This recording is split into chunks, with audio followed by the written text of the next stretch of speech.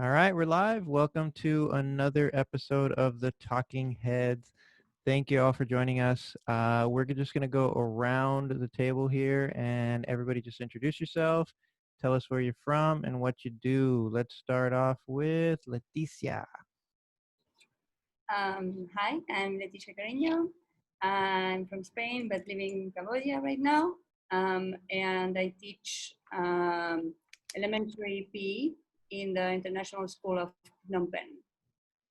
Awesome. Okay, Doug, you want to go next? Sure. I'm Doug Hallberg. I live in upstate New York in the Albany area. I'm a middle school physical education teacher for the last 28 years. Thank you very much, Doug. All right, Joe, you want to go next? Hi, I'm Joe Bailey. I teach at DC Everest Senior High School in Wausau, Wisconsin, but I'm originally from England and also Hong Kong. All right, and the bearded man. Let's go, Brandon. As you're talking about yourself. Brandon Herwich. I teach at Albertus W. Becker Elementary School. Originally grew up in upstate New York, taught in Brooklyn, and now I'm back in upstate New York. And I aspire to say I'm Brandon Herwich, originally from New York, and now in another country, because it sounds so cool.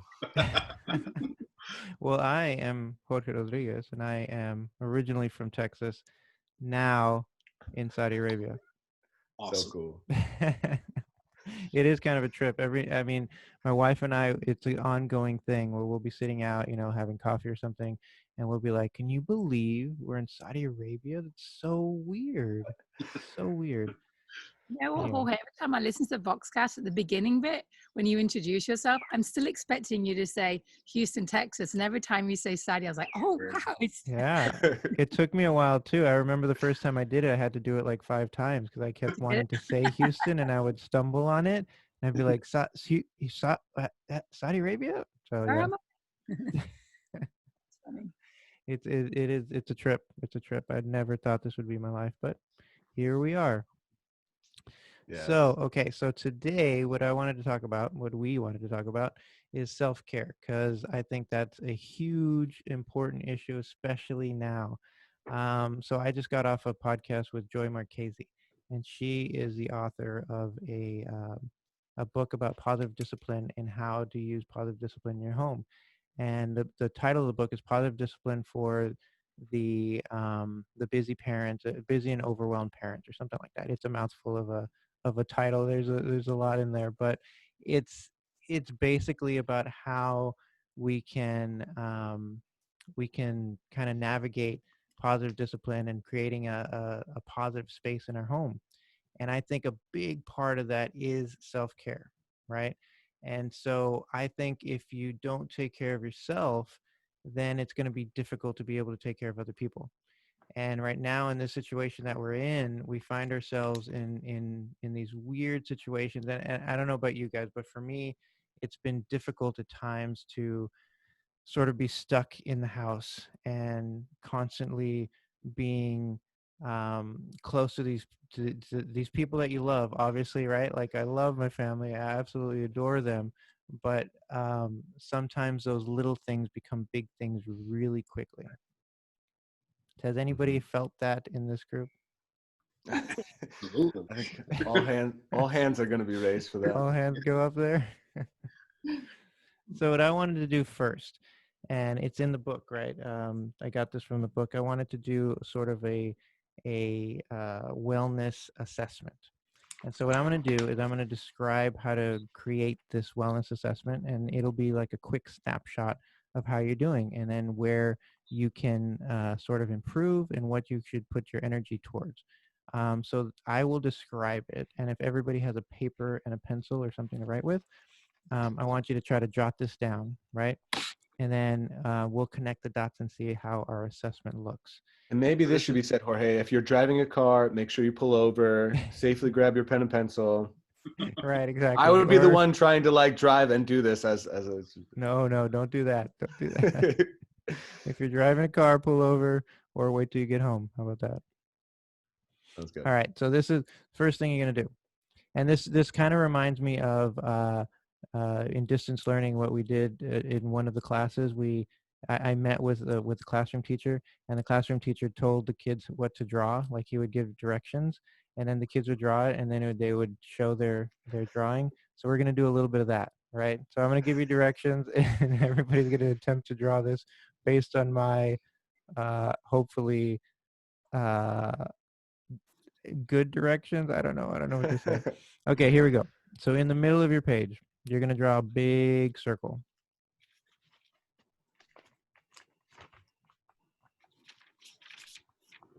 Okay, and now we're going to divide it vertically. So from top to bottom, draw a line dividing it into two separate semicircles.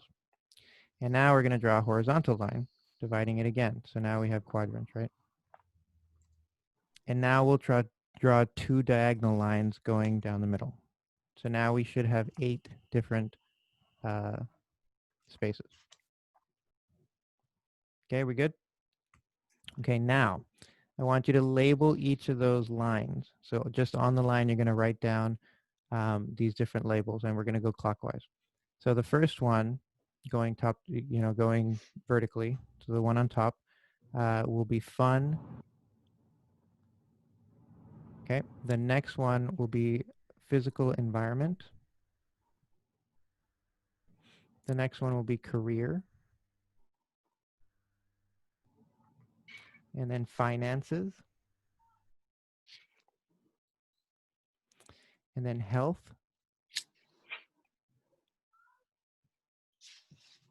The next one is family and friends.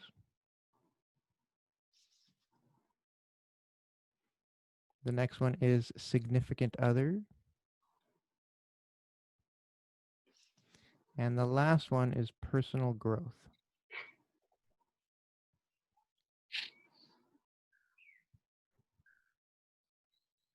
Okay, so right in the middle, I want you to put a big circle like a 0. This will be a big number 0 right in the middle, okay? So where all the lines intersect, you're going to put a 0. And then at the end of the circles, right, where the lines meet the circle, you'll put a number 10. So that's the biggest number. So the middle is a 0, the end is a 10. Got it? So now for each of those different categories, you're going to plot a point in that line from 0 to 10. How satisfied are you with that aspect of your life? Does that make sense? Got it. All right. So let's take a minute to do that. And then when you're done, connect the dots.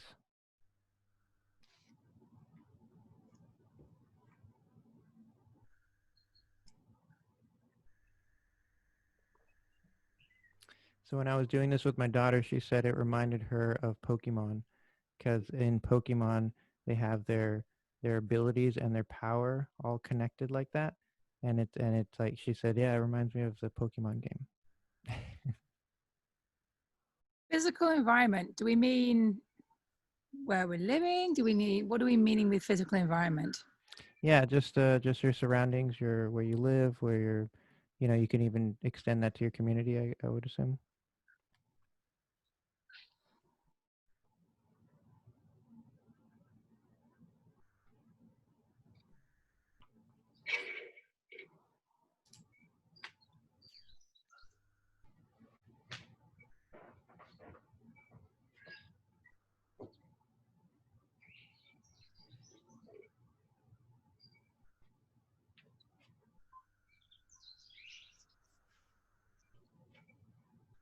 And then we connect the dots. Yeah, and then you connect the dots. So I'll share mine the way mine looks, like here. So with that, you can get a quick snapshot of the things or the energy you want to put into those different aspects of your life, right? So this is a quick snapshot, quick assessment of how things are going with you. So for me, and I'll share mine. So for me, one of the things that was lacking was fun, and so it's difficult right now, I think, in the situation that we find ourselves in, to be as fun and as playful as I usually want to be or usually am, because as I said before, sometimes you get bogged down in some of the little things. So sometimes it's a good reminder to say, you know what, I've been neglecting that. I've been neglecting the fun aspect that I should be having. And sometimes, you know, you sort of overcompensate in some other spots, right? And so for me, I need to figure out how to make my life the things I do around the house a little bit more fun and playful, and that would help me with my self-care. Does that make sense? Very much so. And then one of the things that I found to be on the higher end was health. So I feel like I've had a lot of time to focus on my health. So I've been cooking more. I've been, as you guys know, I've been running, which has been increasingly more difficult. I went for a 5-mile run the other day, and it was very difficult. How hot was it? I mean, it must have been. So it was so I'm running at night. So we have a curfew until 10 p.m. So as soon as it hits 10 p.m., I take off running. So I've been running at night, and it's still hot. I mean, last night I went running. I ran 3 miles last night, and it was 90 degrees. I think it was about Oh 90 degrees my. at night. Wow. So it was pretty steamy, and it's pretty humid where we're at. But I did it, you know, and and I'm trying to keep that up. And so like I feel like I'm doing good as far as the health part, right? Like I feel strong, I feel healthy, I feel good. You look more vibrant, Jorge. You look real cut. Really, You look I good. have a bit of a tan. I don't know if you. I'm not going to say you're glowing, but you certainly are exuberant. Well, thank you, Brad. Yeah. I appreciate that. I'm confused about the tan from running at night, though. Well, the sun is so strong here. Even at night, you get a tan. No, what we've been doing also is we've been taking walks during the day. So when like my kids have a break from class, we all go take a walk, and so that's where the tan's coming from. The sun is pretty intense. So does anybody want to share their results or something that you may have gotten from that exercise there? Okay. You know, what's it? Oh, go ahead, Joe. Okay, that's mine. If you can see any of that scroll. To be honest, most of it I put up reasonably high. The two that I put lower were finances and personal growth, because I think, you know, there's always like, you know, I've got ideas about what I want to do, what I want to learn, and so on. And then it's just a case of, right, taking concrete actions towards those things rather than just, well, one day I'll do this. So that's one. And it's interesting we're doing this because I just finished up, my school district offered a financial wellness course, and we actually had to do this as part of it. And from the finance piece, it was really good to dig deep. You know, you do your everyday things, but it really is important to take a deep dive and look at, right, where am I at? Where's my money going? How am I doing things? So that is still something I would like to improve on, to sort of really fully appreciate where I'm putting money and what's the best place to go with that. So probably finances, if anything. You know, and what's interesting about that is that what I've noticed when I was doing this is that these things can go unnoticed and still be stressors, right? And so you don't really think about it. You don't think about the finance part. You don't think about like I wasn't thinking about me not being fun and silly as I usually am. You know, I just didn't think about it because we're in this unique situation, and it's like, well, I'm just trying to stay above water here, right? So I'm not going to be all giggly because I'm just trying to survive in some days. You know what I mean? And but now I know I need to kind of reframe my mindset so that I can improve the situation for the people around me. So that was something that I was just kind of sweeping under the rug and not thinking about, right? And so sometimes those things can be stressors without you even knowing it. Yeah. Anybody else want to share? Sure. Just right down top. You can see. Yeah. So I put the physical environment because something that I'm missing in Cambodia is the outdoors. And so we struggle with this a lot. I was lucky to be out of the house last weekend. And so we took advantage of being in the beach and in a national park.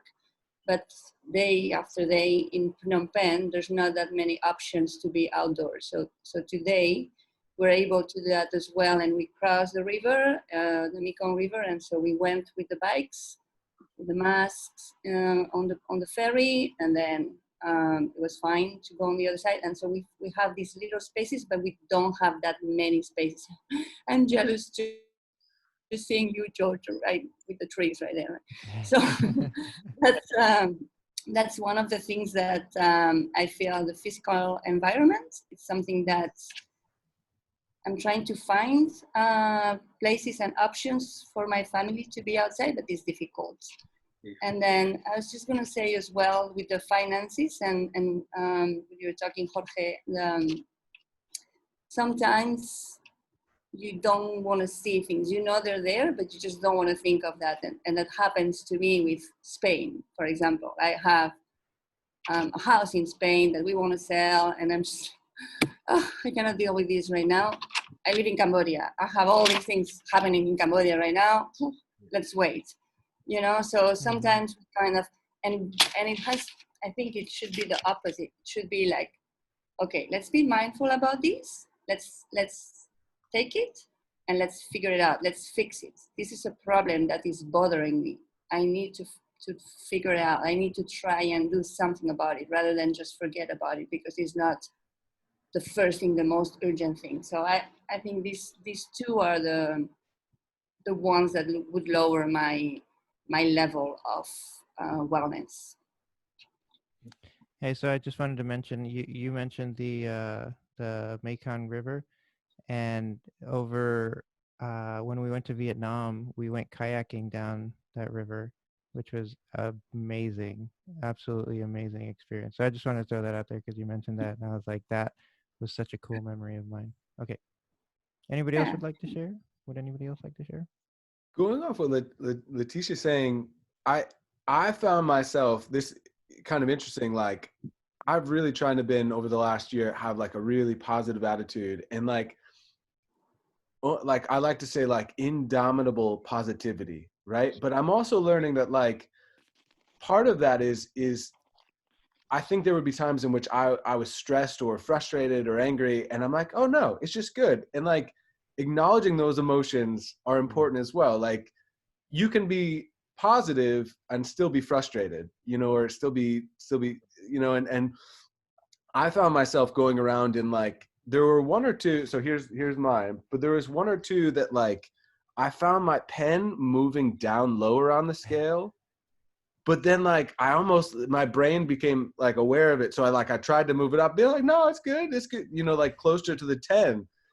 And that was something very strange. And I think like, I would maybe recommend, depending on who you are and your personality or where you're at, like maybe do this with somebody as well, because a lot of this stuff, like you might need to unpack. Like for most of them, I put around like 6 or 7. My wife's over here, so of course I put a 10 for her. Even if she wasn't, I put a 10 for a significant other. But I don't know, like you might want to also acknowledge, I need to acknowledge that like for me, 6 or 7 might really be like a 3, 4, or 5, and revisiting that over the weekend, I'm going to come back to this because like for me, one of the toughest things about this is like I went through a process where I was like, oh, like we're out of school, like I'm a pretty healthy eater, I'm just going to continue that. And then it was like, oh, I'm drinking a little bit more.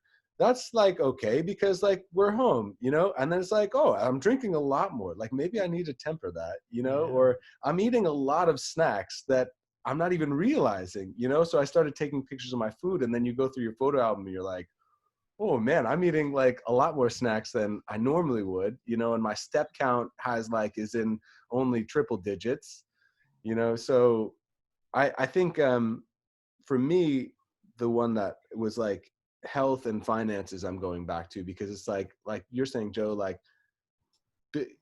you're okay, but like how do you build? And then health wise, like how do I reinvest in myself? And I think a lot of times they go together, you know. When I'm feeling disciplined in one aspect, I become more disciplined in all of them. Yeah, absolutely. Doug, what about you? I can hold mine up. I don't know. That was like I a would square. say That was like Yeah. like a square. I'm a pretty square guy. No, the one that I would put down for me is health. And it's interesting because I'm moving more now than I ever have. But yet my weight is going in a direction that I really don't like.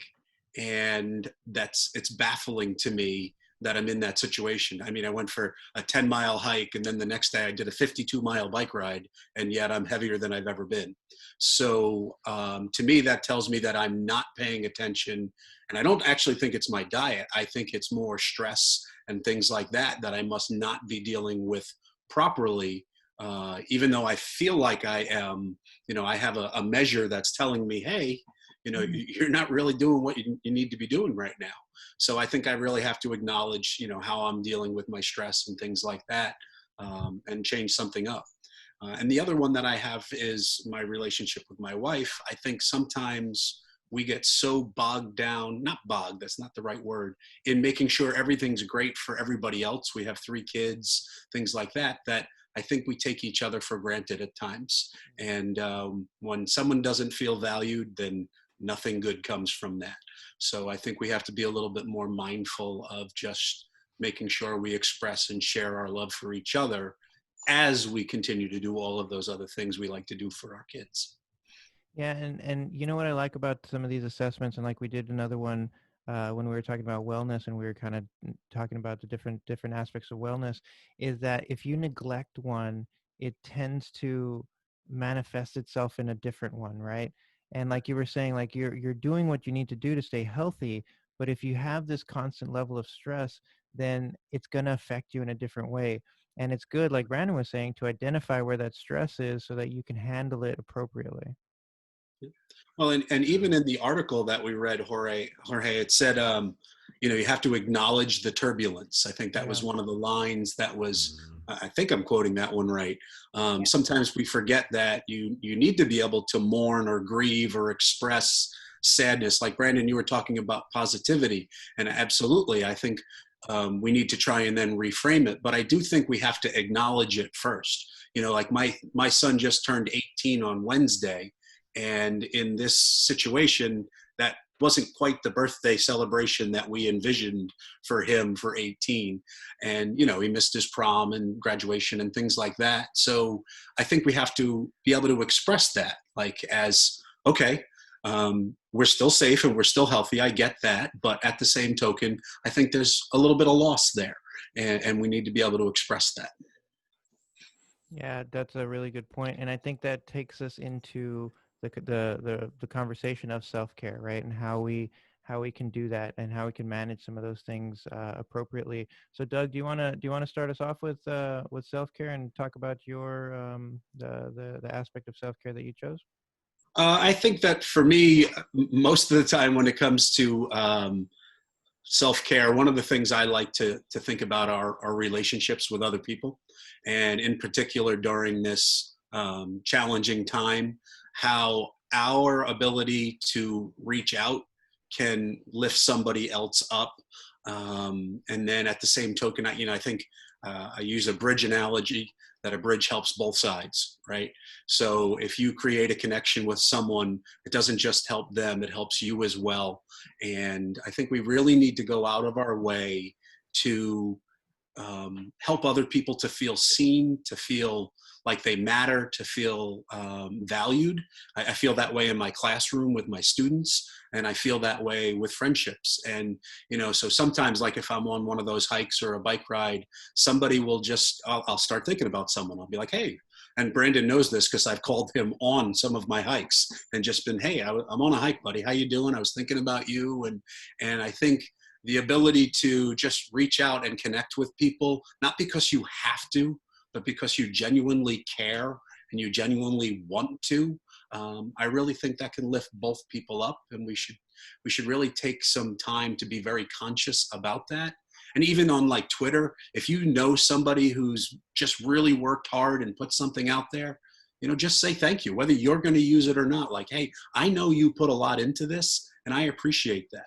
Jorge, I know you put a lot into this, and I really appreciate this podcast. It really matters to me. And I think you've expressed that when you hear those things, it really lifts you up and wants you to keep going. And I think that's the power we all have, and we acknowledge it in our classrooms, but sometimes we don't acknowledge it in our own personal lives. Yeah, I love it. I agree so much. And at the same time, you kind of create a bridge that then you receive that as well from other people. And it's so beautiful. Just like people are checking on you, right? It's awesome. I've done it also on Twitter with the teachers of my kids, because they've been brilliant. I'm not just like trying to just say something for the sake of saying it. I'm appreciating them because they're doing amazing things, and they are feeling like they're being recognized somehow also on Twitter. I mean, I can just send them a message as well, which I have done as well. Sometimes I want other people to know as well. So I think just simple things like that are great. Yeah, and I've said this a couple times on the podcast in different episodes. Dale Sidebottom, when he was on the show, he was talking about his TEDx talk, and he talks about happiness boomerangs. And that's exactly what it is, right? When you do something nice for somebody else, you get that release of endorphins yourself, right? And you feel good yourself. So when you're making other people feel good and happy, you're also feeding that need in your own self, right? And you're feeling good and happy yourself because you have made somebody else feel good. So it kind of goes full circle. Like when you do good, you feel good. Yeah.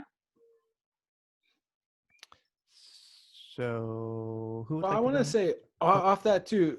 I think it's like when you make those connections, you get to see the real person as well.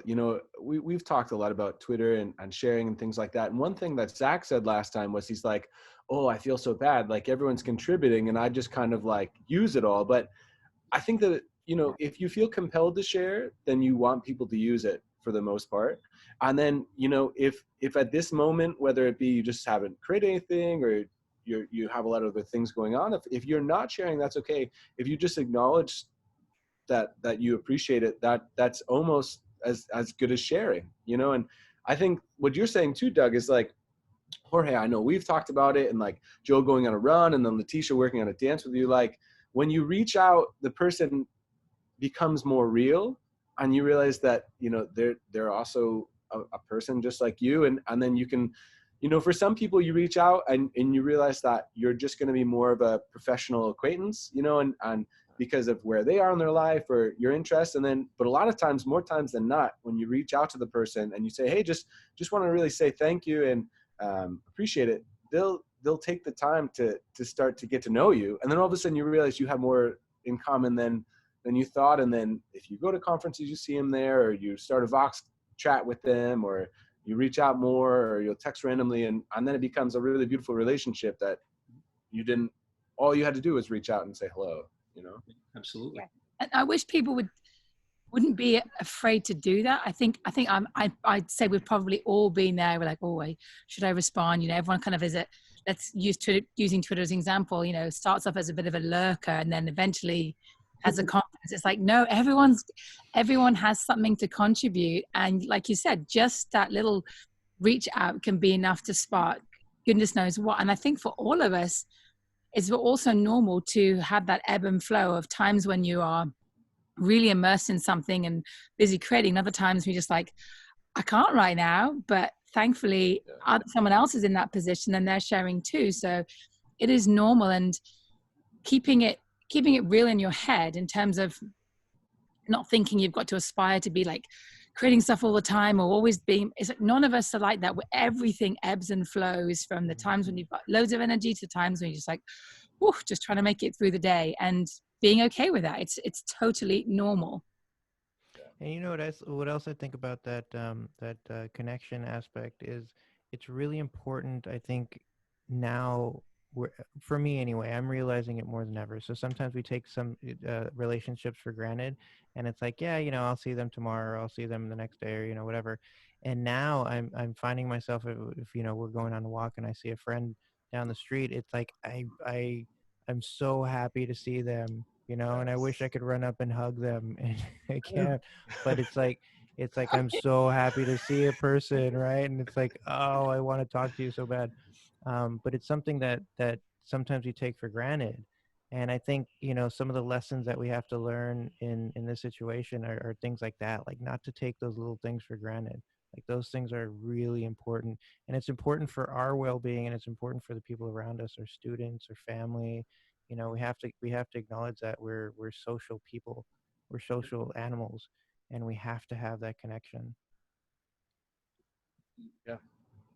So thanks, Doug. That was a great one. That was a great conversation. So would anybody like to go next? Joe, what do you I think? got one. So I had the acknowledge the turbulence section, which Doug's already alluded to. But I think, again, like, I don't know about you folks, but in the past, when any event happens to us, often let's take something that's not particularly great. Like, oh gosh, this is awful. This is terrible. Oh no, everything's falling to pieces, etc., etc. But there's several things that I think that we need to do, and it takes practice. Like, it's just like working your physical body out. You have to work your mental muscles too to practice the reframing it. And I've seen a few different ways of doing this. One I saw a couple of years ago, somebody on Twitter had event plus the response equals the outcome. So, you know, we're in this big event right now, this whole pandemic. It's our response to it that's going to make all the difference in how we come out of that. And that's not to say, again, it's about acknowledging what's gone wrong, you know, or what's happening to you, and then thinking about, right, how do I move on from here? And funny enough, I was out for a run, and this was back in February, so I stopped to literally make a note in my phone because it suddenly came in my head. Sorry. And it was 4 R's, and it was like recognizing what's happened. So recognizing your emotions and so on, acknowledging that they're there because that's normal. And then the second part was reframing it. So, oh my gosh, everything's been thrown into turmoil. I'm going to miss my graduation party. I'm going to miss the end of school. I'm missing a conference. I'm missing my family. I can't travel, you know, whatever it is. Because I think every single person has had some level of loss or missing out on something they thought they were going to do. But it's like, then if you can reframe it, yes, I do feel sad that I am not going to be able to do A, B, C, and D. And then the third R was responding. So then thinking and processing, what is the best way for me to be able to respond to these feelings? What do I need in this moment that's going to help me respond to these feelings? Should I reach out to somebody? Can I have some sort of alternate connection with somebody in a different way? So like we're doing now, face-to-face Zoom. What can I do that is going to help me process and work through this? And then the last R was the reflect part. Did what I chose to do help me? And this might be like more of a short-term thing, or it could be more of a long-term thing. Or should I try something else? So it's not necessarily a perfect cycle per se, but just a process that you go through. But I think probably the reframing part is the most important bit. I know I've been guilty in the past, like, oh no, this is terrible, I'm stressed out. It's like, no, stop. Because when you put all the energy into the negative, it doesn't help you. It just raises those stress levels and you're not getting through it. So and it does take practice. I have to mentally reframe in my head. No, you're annoyed about this. This is whatever it is. You're not happy. Why? What's going to be a better course of thought process for you to get through it, to come out on the other side? So not sweeping things under the carpet. And going back to what Brandon said about positive thinking, I think I'm a pretty positive person. I like to think positive. I'd say every single one of us here is a pretty positive thinker. I've been doing the Science of Wellbeing Yale course, which is like their most famous, most popular class. And it's fascinating, the psychology behind it. But one thing that they point out is that we do need to do mental contrasting. So we want to think positively. That's really important. But at the same time, you do want to consider obstacles that are in your way. And when you do both, like, oh, this will be great, I can't wait. But then you're like, okay, what are going to be some potential roadblocks in my way? Once you consider those things, you're way more likely to have a better outcome in terms of your overall happiness and well-being. So, yeah, but it does take repetitive practice. It really does. Yeah, and I think for me that reminds me of like I keep having this thought of the concept of being anti-fragile, and and and like kids are anti-fragile. Like if they fall down, they get back up and they're stronger for it. Our bones, if we're putting them through stress, they get stronger. Things like that, right? We have these systems that are anti-fragile, and I think with that turbulence, with the craziness that the world is and that life is, for me, it's helpful to know that if we get through it, then we're going to be better for it. You know what I mean? And that's what helps me kind of reframe a lot of the hard times that sometimes we have as a family, as individuals, as a community. Where it's like, yeah, it's hard now, but if we figure this out, we're going to be better. Yeah. And we need it. We actually we need periods of stress. You can't have everything up here all the time. It doesn't work like that, because then you would never appreciate it. It's like you've got to take the rough with the smooth in order to appreciate it. And even while in the moment of a rough time, it's all right. It can be really difficult. When you start to come out of it, and then you can look back on it, then it's like, okay, all right. So Yeah. that's important too. Yeah, very much. Joe, that's awesome. And Jorge, what you and Joe were just saying too. Joe, when you said you got to think what's the best response to get through it and get me to the other side, like that's such a great question, because I mean, we all love storytelling, and I talk about storytelling a lot within my teaching. But I was just listening to a podcast the other day, and it was talking about how you create a narrative. This guy was talking about like how he's the friend that always calls other people and they don't call him, and he starts to create a narrative like, why do they do that, and is this relationship worth it, and stuff like that. But if you take that narrative out of it, you create the story that may or may not be true out of it, and just think like, what is, and what do I want out of it, then that really helps guide you. There's another Stoic, I don't know if it was Marcus Aurelius, but within the whole realm of Stoicism, there's the practice of when you're about to go on a journey, thinking about everything that can happen and then how you might react to that. And then if you do that, you'll rarely be surprised by things that happen. Oh, all my stuff got lost on the airplane. Well, I prepared for that. I already knew this was going to happen. What was that course too? The Yale course on positive. The science of well-being. Okay. And it's free. So and within it, you do practice a lot of these ways to look at, to measure your happiness, to see areas where you might need to work on more. And there's different elements that you can choose that, according to what your needs are, that would serve you best. And going back to what you said about thinking about different outcomes, they do a podcast as well. And one of the ones they talked about was Michael Phelps in the 2008 Olympics, where he had replayed winning gold medals. And we've probably all heard this, where they in their mind, imagination, they mentally rehearse what it's going to look like, sound like, smell like, feel like when they're on that starting block or on that starting line or taking their run up or whatever it is they're doing in their event. And, he had practiced the winning part, but he had also practiced the what if it goes wrong part. I think it was a 200-meter butterfly. He dove in, his goggles filled up with water, can't see. Whoops, now what am I going to do? But he had actually practiced that scenario in his head and thought, right, I know how many strokes, he knew he couldn't fix it because he would mess his stroke up and would get disqualified. So he's like, right, I know how many strokes. I've just got to hope that I hit the wall at this many strokes and do the same on the way back. And sure enough, he did it. He won, broke the world record.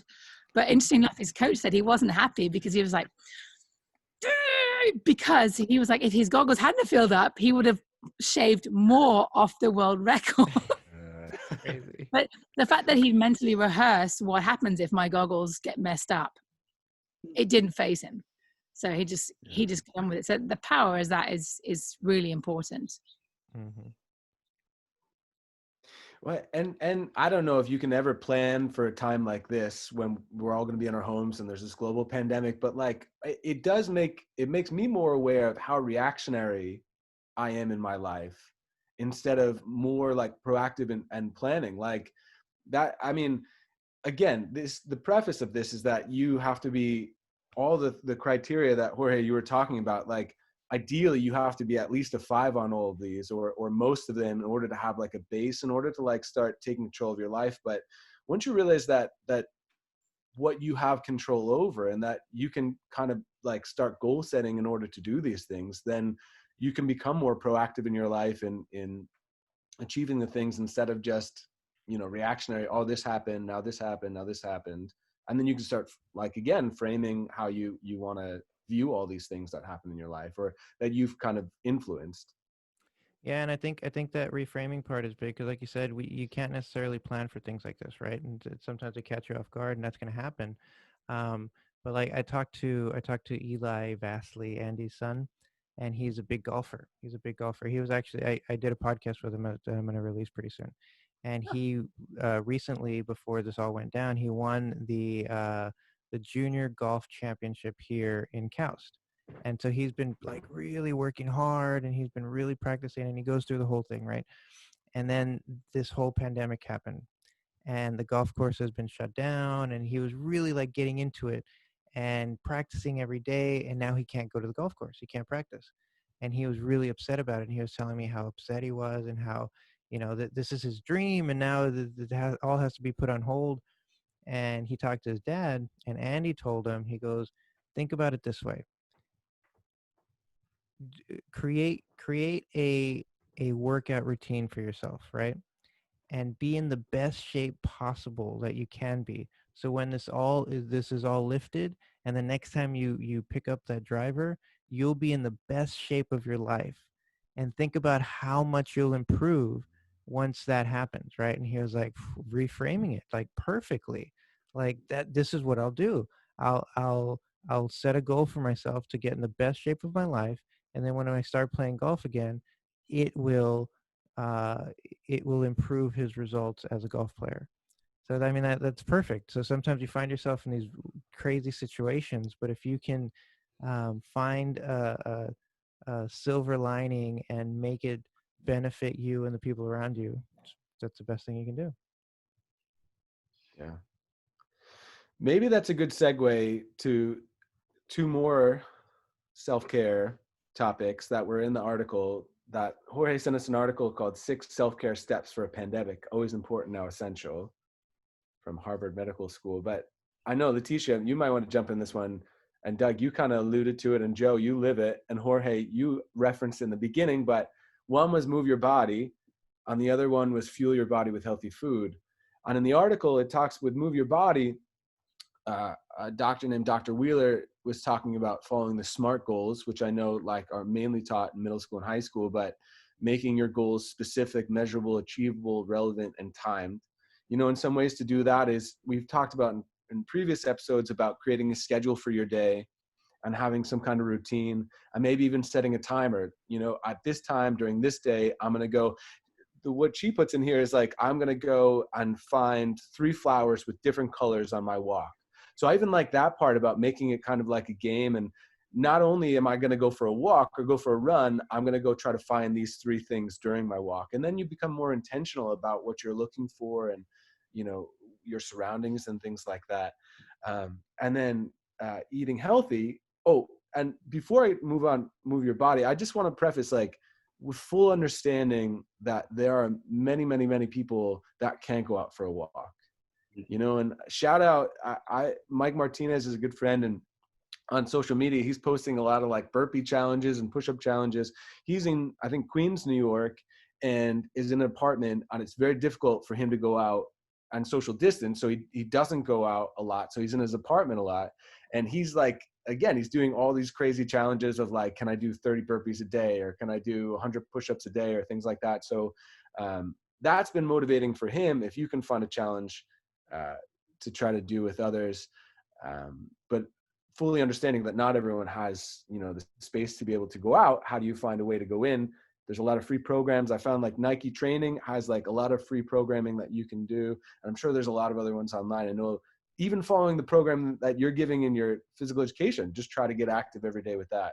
And then fuel your body. 3 things for that. 1, if you can find things to surround you with, how are you surrounding yourself with healthy foods instead of not healthy foods? You know, as much maybe planning out your meal or menu for the week. We're talking a lot about cooking, having healthy foods. Like, Jorge, I know you've had like different themed nights during the week, and that's always a fun thing to do with families or on your own, but having a plan for what you're going to do. And then maybe following, you know, again, we've talked about, you know, you are the sum of the 5 people you surround yourself with, but that often goes into like social media and things like that. Shout out to Elise Lachlan. She recommended this girl on Instagram called the Sassy Dietitian. She's a fitness and sports RD, but she puts out a lot of positive framing around like how you eat. Like, one of the things she said is, I'm not asking you to obsess over your health, I'm just asking you to prioritize. Or like, nutrition doesn't have to be complicated to be effective. You know, there's a lot of like really negative norms that culture has associated health and well-being with. And I think the more people you can surround yourself with or be in contact with that kind of reframe that and just talk about really good health and wellness, the better you're going to feel about yourself, and the more committed you're going to be to all these different things that you're planning in order to achieve your goals.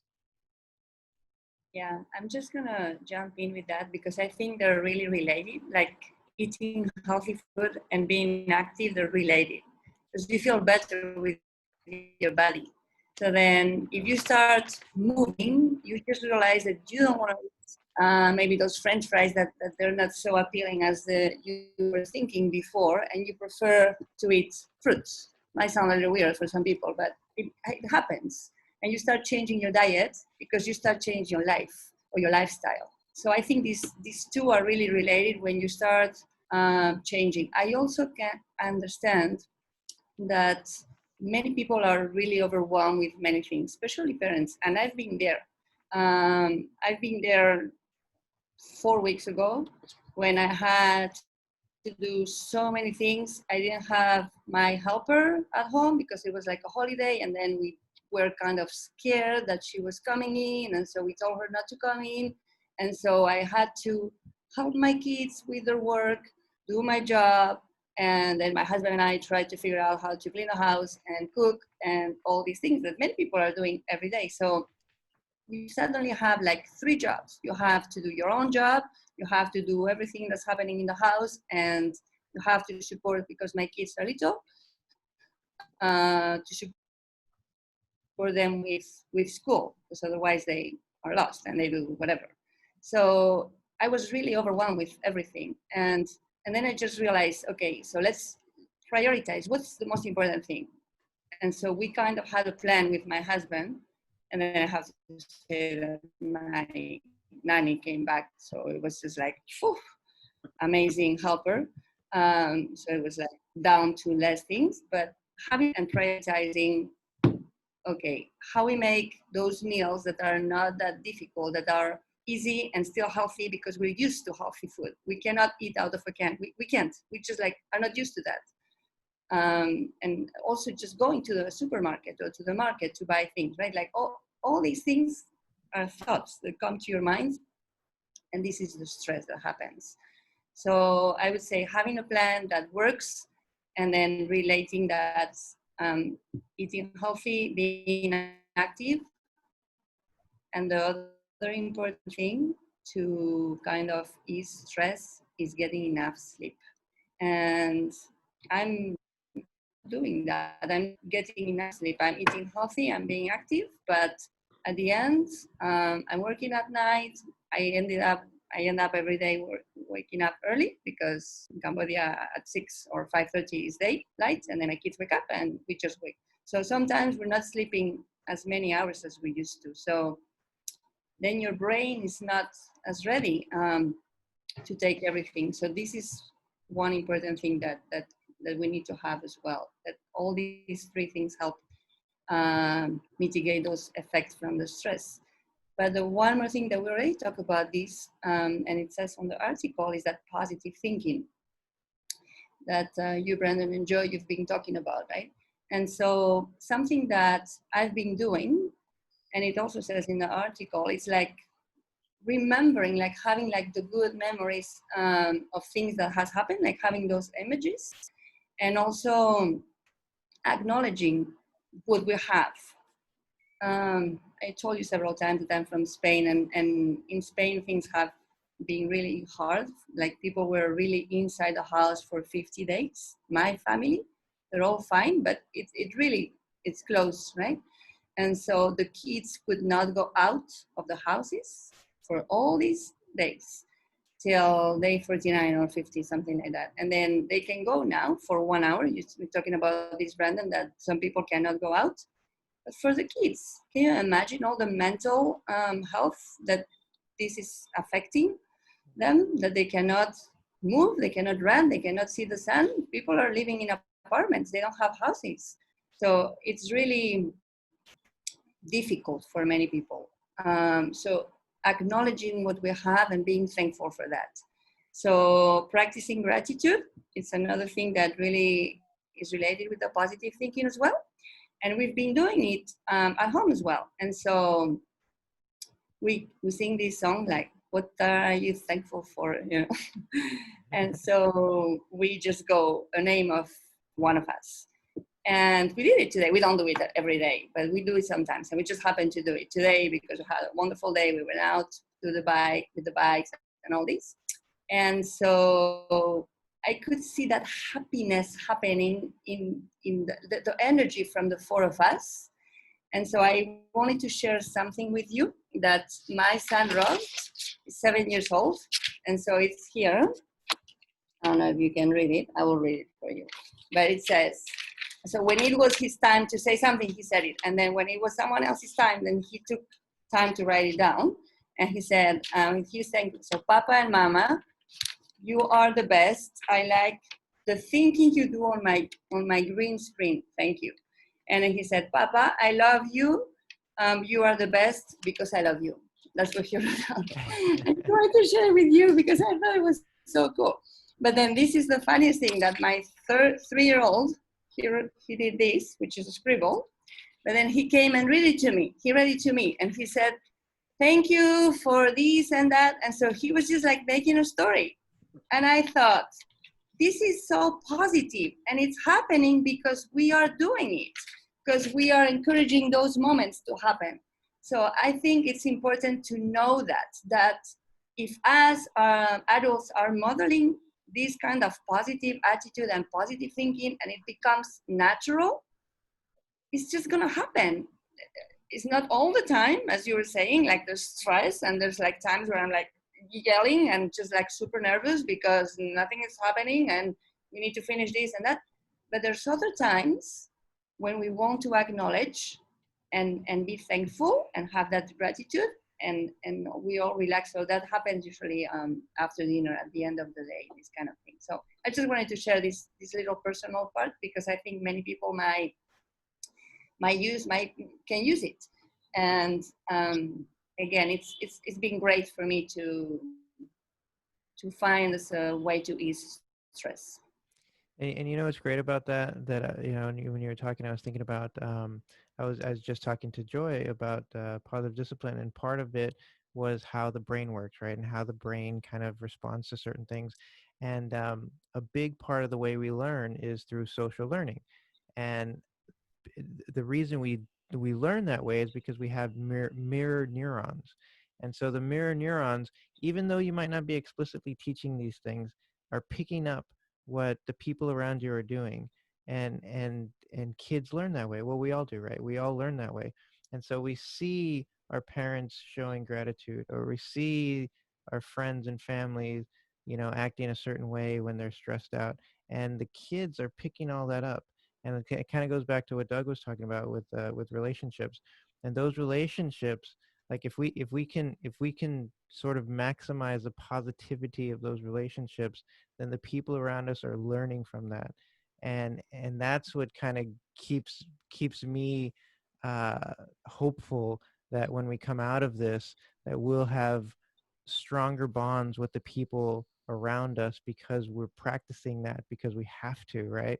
so that the people around us are also staying as positive as possible. So that's an interesting part about like how your brain also works. We're wired that way. We're social creatures. We learn socially, and those connections that we have with the people around us help us deal with all this craziness that's going on. We're all connected. That's the coolest thing. 100%. 100%.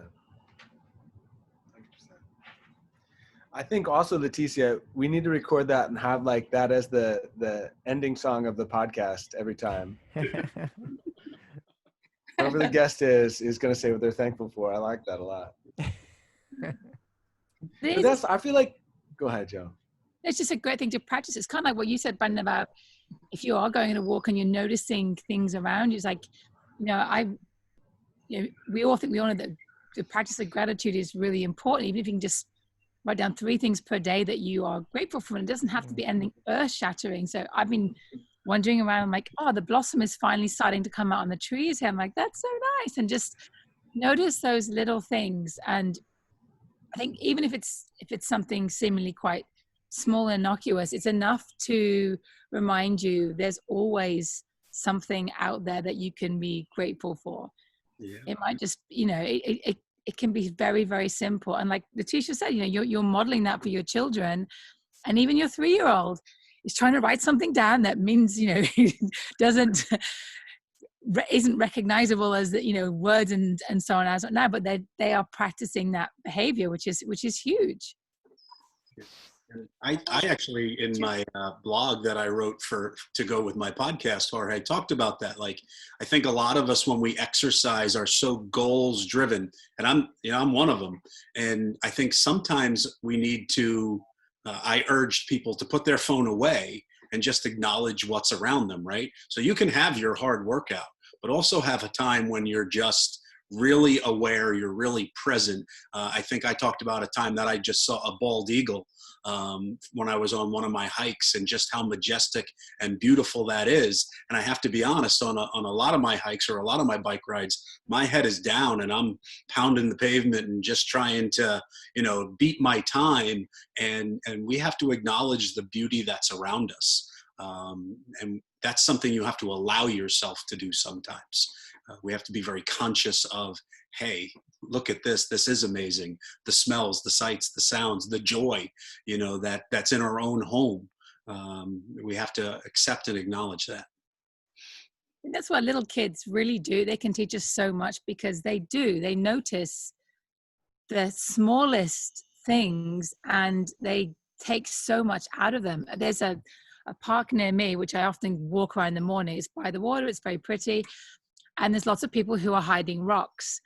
And the amount of times I've seen, families now with their kids, and they've got these rocks and they are so excited to be, and they find a different shape this, and they're just the sheer joy of seeing them appreciate what's around them. It's like we can learn from them and be like, yeah, thank you for that reminder that I didn't notice that tree looks like a monster or something. It's delightful. So look into the little people to see where they're finding joy as well. Like my kids are older now, so they're more like, and I'm like, come on, children, let's go. But it's nice to see the little ones and be like, yeah, you've got this right. Well done.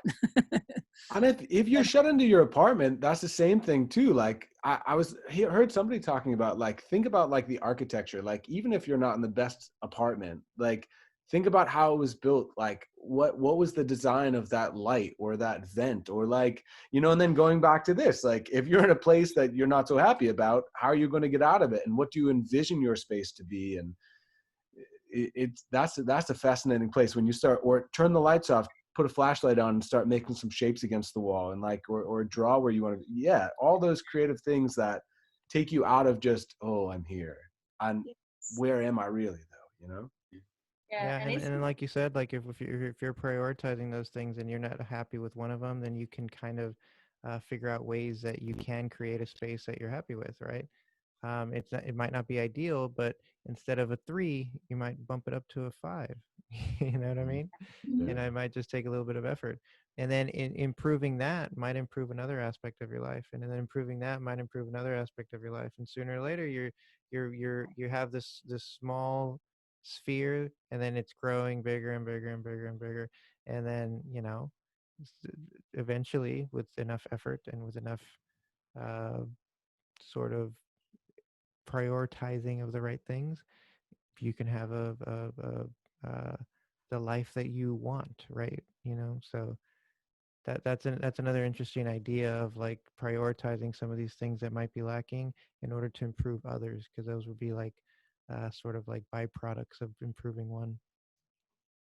I think the key word you mentioned there is effort as well. I think it's so easy to, to look at media in particular. They portray it's so easy to think, oh, well, this person has it easy and this is easy, and if only I had. It's like no, nothing is gained easily. Everything takes effort. And when you do see those portrayals of here's all the bright shiny objects and this is this perfect here, it's not. You've got to be able to say no. Whatever that person is doing, they might be showing you the best version of it, but behind the scenes, guarantee you there was a lot of work that went in somewhere. There were some great days, there were some awful days, and they were just meh in the middle ones. It's not going to be plain, smooth sailing. You've got to, what's that phrase? A smooth seas never made a great sailor, or something like that. You don't get to be a good sailor by the sea always being calm. Yeah, I've been watching that Michael Jordan documentary on Netflix. Woo, man, that was intense. But he said it himself. He was in an interview, and they were showing like the Be Like Mike commercials. I want to be like Mike, and he was like, it's hard being Mike. He's like, it's not easy. If you want to try to be like Mike, it is hard work. I can only imagine. Yeah. They just see the winning shots and the championships and the shoes. It's like, no. Ooh, he's so intense. He's an intense individual. Yeah. Well, go ahead, Brandon. Go ahead.